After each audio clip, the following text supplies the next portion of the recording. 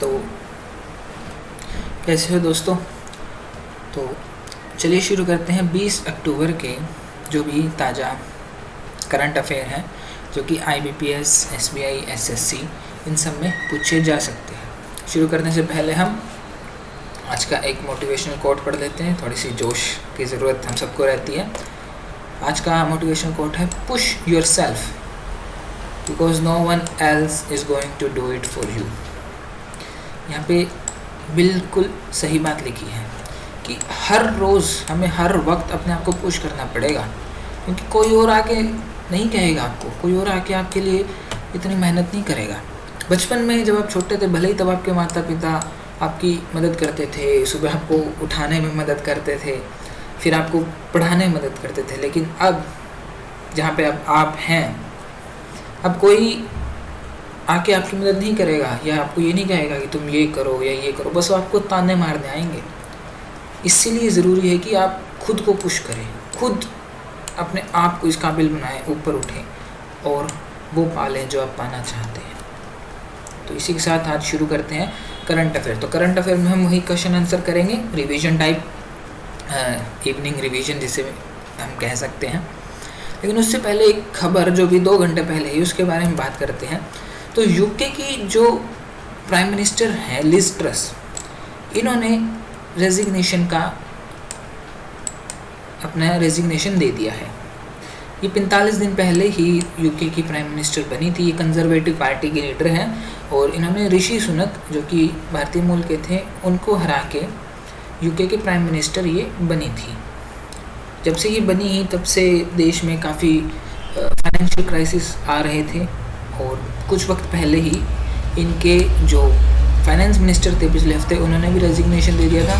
कल ही इनके जो होम सेक्रेटरी या होम मिनिस्टर थी सुएला ब्रेवरमैन, उन्होंने भी रेजिग्नेशन दे दिया था और आज इन्होंने भी अपना रेजिग्नेशन जो है वो यूके के किंग चार्ल्स III को दे दिया है।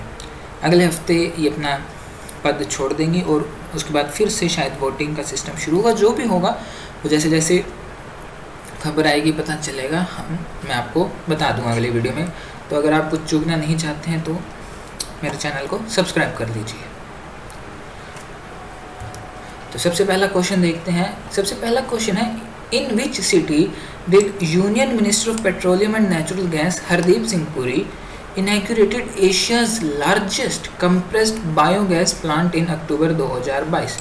कि इनमें से किस सिटी में हरदीप सिंह पुरी ने अभी बायोगैस प्लांट, एशिया का सबसे बड़ा बायोगैस प्लांट का इनॉग्रेशन किया है? अब आपको बताना है इसका आंसर क्या है। तो इसका आंसर है संगरूर, पंजाब। पंजाब के संगरूर ज़िले में हरदीप सिंह पुरी ने सबसे बड़े, एशिया के सबसे बड़े बायोगैस प्लांट CBG प्लांट का इनॉग्रेशन किया है। अगला क्वेश्चन देखें तो इसमें यही लिखा हुआ है कि यूनियन मिनिस्टर हरदीप सिंह पुरी ने पंजाब के संगरूर में सबसे बड़े कंप्रेस्ड बायोगैस प्लांट का इनॉग्रेशन किया है।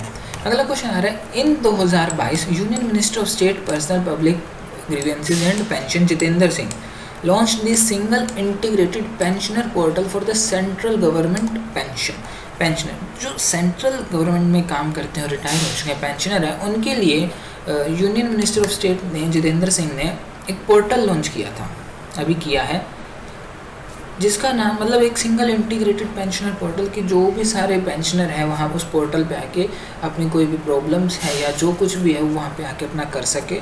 तो किस बैंक ने, विच बैंक हेल्प्ड, मदद करी है इस मिनिस्ट्री की, ministry of personal and public grievances की, टू डेवलप दिस पोर्टल? तो कौन सा बैंक है? तो इनमें से कौन सा बैंक है? तो वो है SBI बैंक। तो SBI बैंक ने मिनिस्ट्री की मदद करी है ये पोर्टल डेवलप करने में, और SBI बैंक ही पहला बैंक होगा जो इस पोर्टल पे खुद को लिस्ट करेगा, यानी कि वो पेंशनर डिस्ट्रीब्यूट भी करेगा।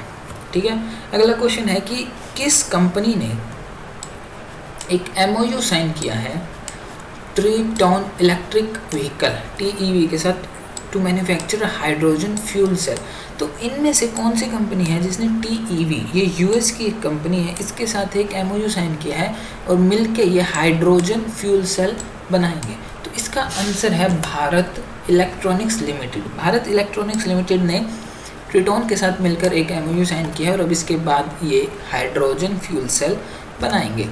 तो भारत इलेक्ट्रॉनिक्स लिमिटेड एक नवरत्न कंपनी है डिफेंस पब्लिक सेक्टर अंडरटेकिंग की, और इसने US बेस्ड ये ट्रिटोन के साथ एक MOU साइन किया है, जिसके बाद ये हाइड्रोजन फ्यूल सेल बनाएंगे। हाइड्रोजन देश में कहा जा रहा है, इसमें काफ़ी इन्वेस्टमेंट भी करी जा रही है ताकि हाइड्रोजन को यूजेबल बनाया जा सके और एक अल्टरनेटिव सोर्स ऑफ फ्यूल की तरह इसको यूज़ किया जा सके। अगला क्वेश्चन है, name the organisation that has signed an MOU with Mitsubishi Heavy Industry Limited and its subsidiary Mitsubishi Power India Private Limited to demonstrate hydrogen co-firing in the Oria gas power plant in UP। तो किस organisation ने Mitsubishi और उसकी subsidiary Mitsubishi power India के साथ एक MOU sign किया है?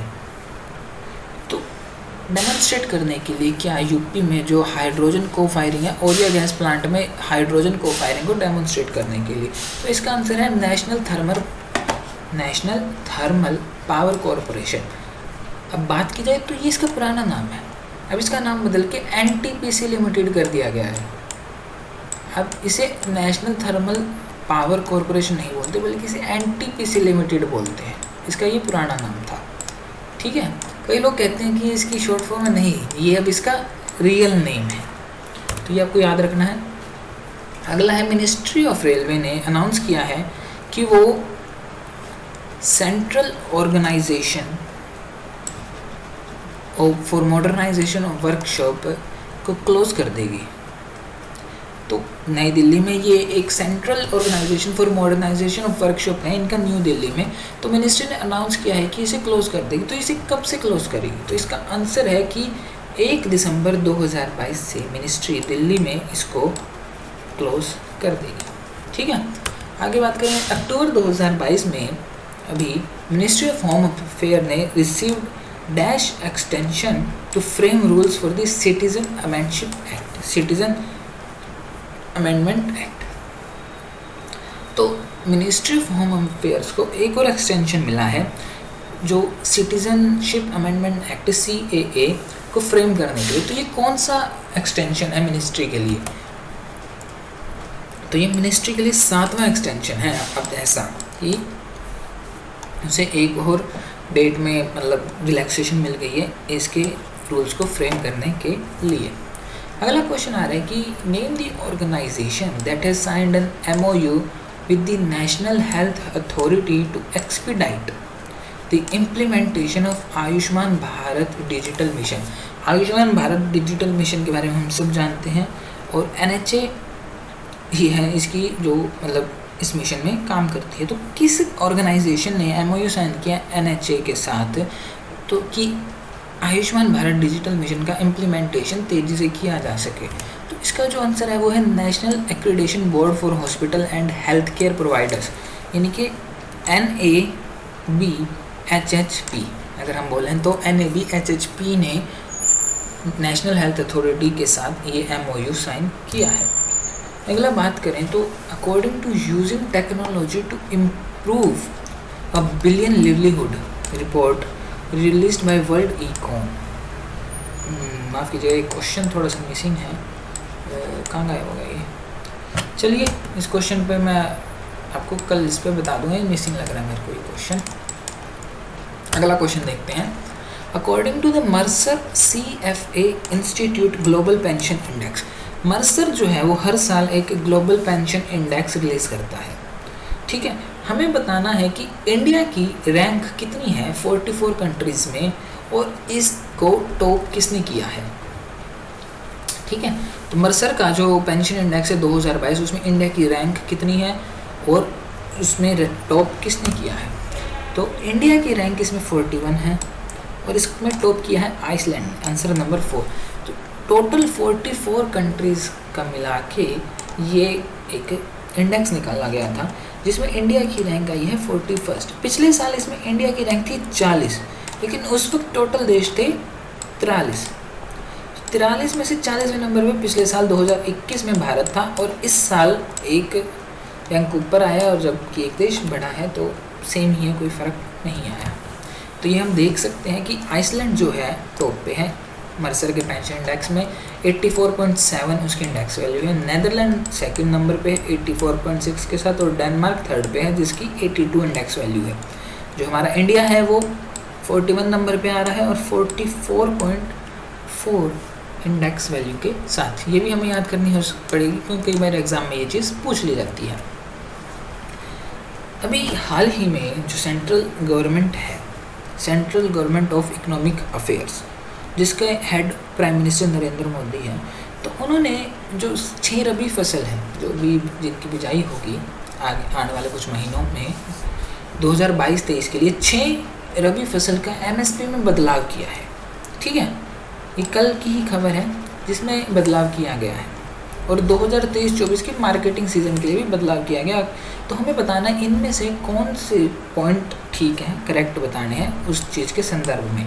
तो पहला पॉइंट थी absolute highest increase in MSP for lentils, दालों के लिए, मसूर के लिए इज एट 500 रुपये पर quintal, followed by rapeseed and mustard at the 400 पर क्विंटल। ठीक है, वो कह रहे हैं कि दाल के लिए सबसे ज़्यादा, मसूर के लिए बढ़ा 500 रुपये, और उसके बाद सरसों के लिए और रैपसीड के लिए 400 रुपये पर क्विंटल का रेट बढ़ाया गया है।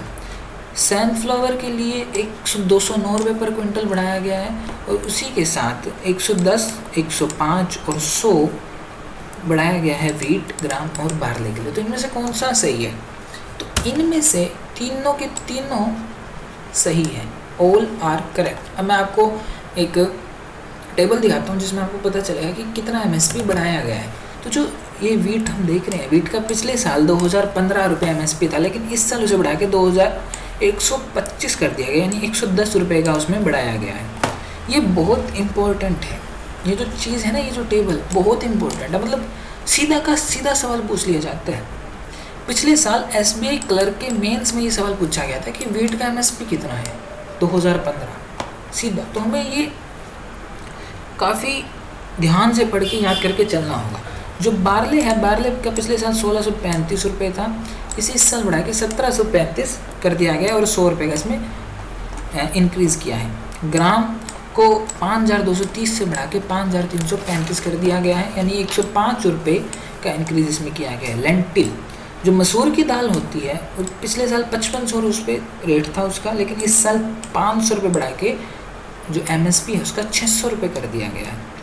रैपसीड और मस्टर्ड का 5050 से बढ़ा के 5450 कर दिया गया, यानी 400 रुपये इंक्रीज़ है। और सैफलावर का 5441 से बढ़ा के 5650 कर दिया, यानी 209 रुपये का इंक्रीज़ है।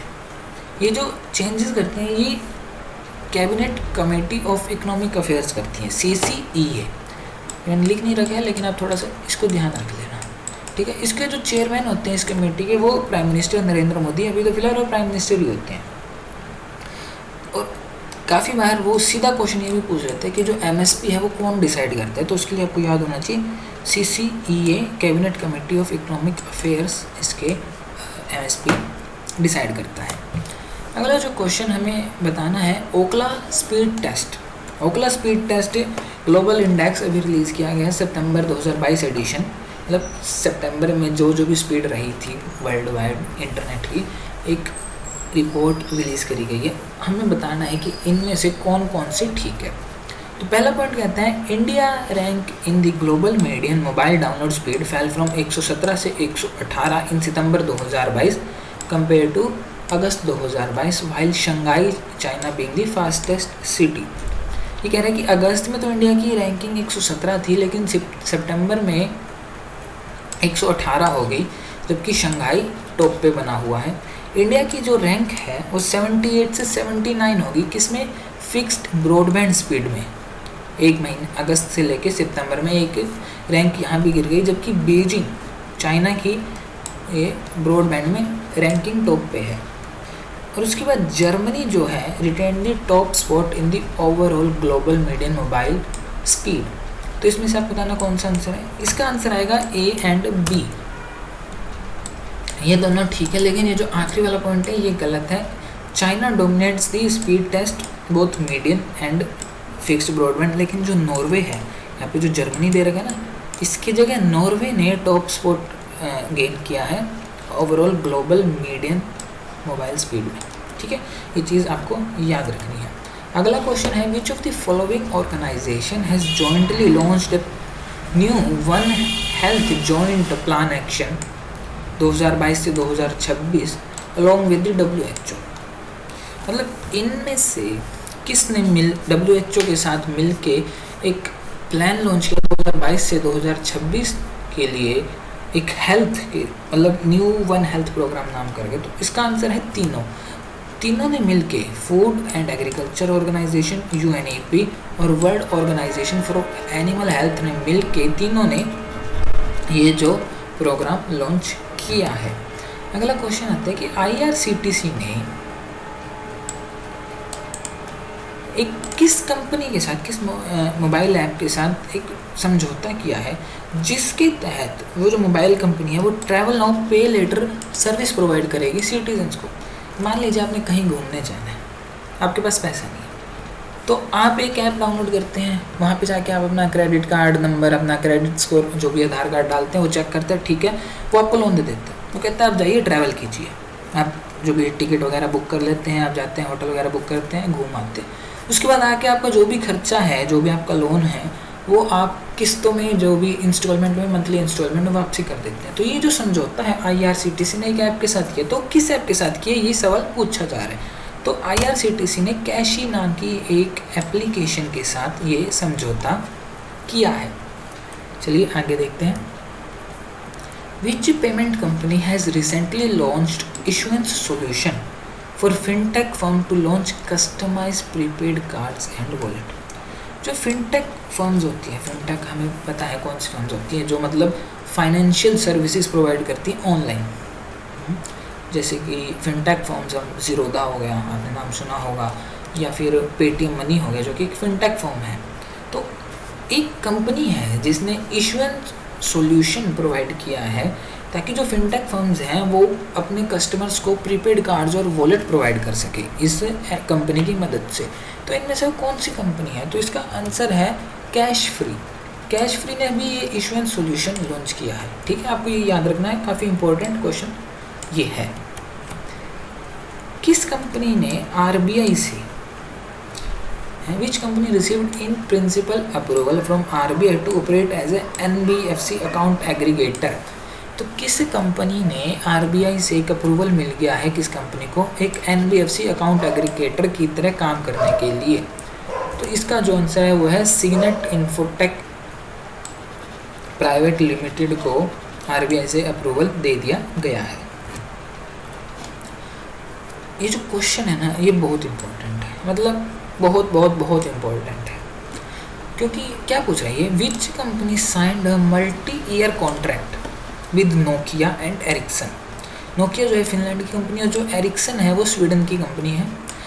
तो किस कंपनी ने, भारत की किस कंपनी ने इन दोनों कंपनी के साथ एक समझौता किया है जिसके तहत वो एक सबसे बड़ा 5G नेटवर्क बनाएंगे दुनिया का, और इंडिया का पहला 5G स्टैंड अलोन नेटवर्क भी बनाएंगे?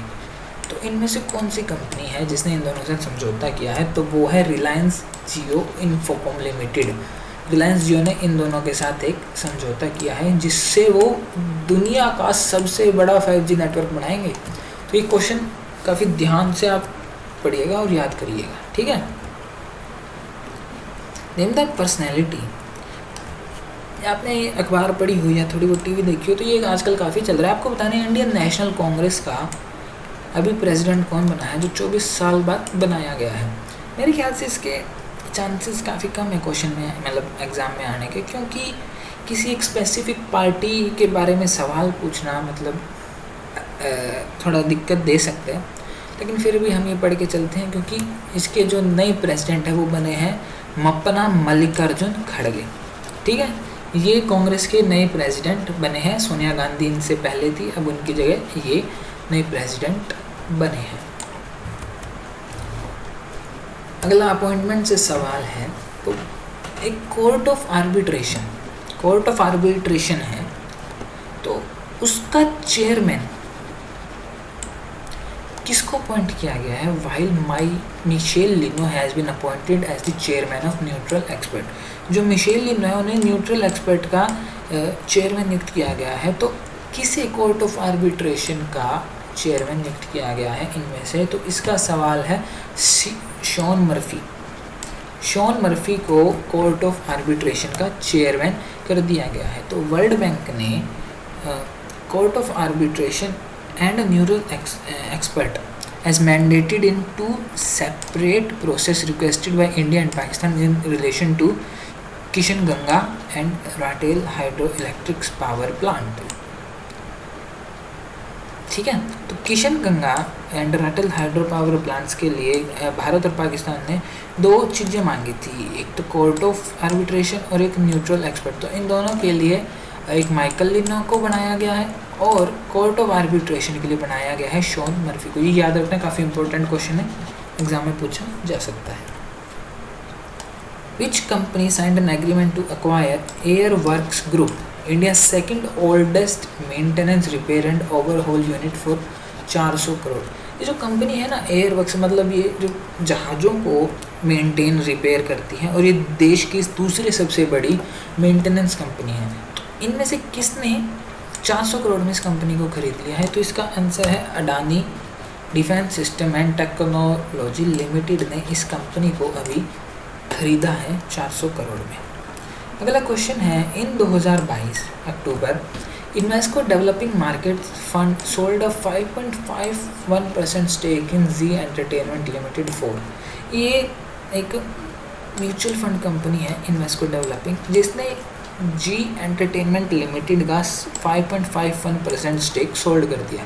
तो ये स्टेक कितने में उन्होंने सोल्ड किया है ये हमें बताना है। तो इसका आंसर है 169.5 मिलियन यूएस डॉलर्स में इन्होंने ये सेल किया है।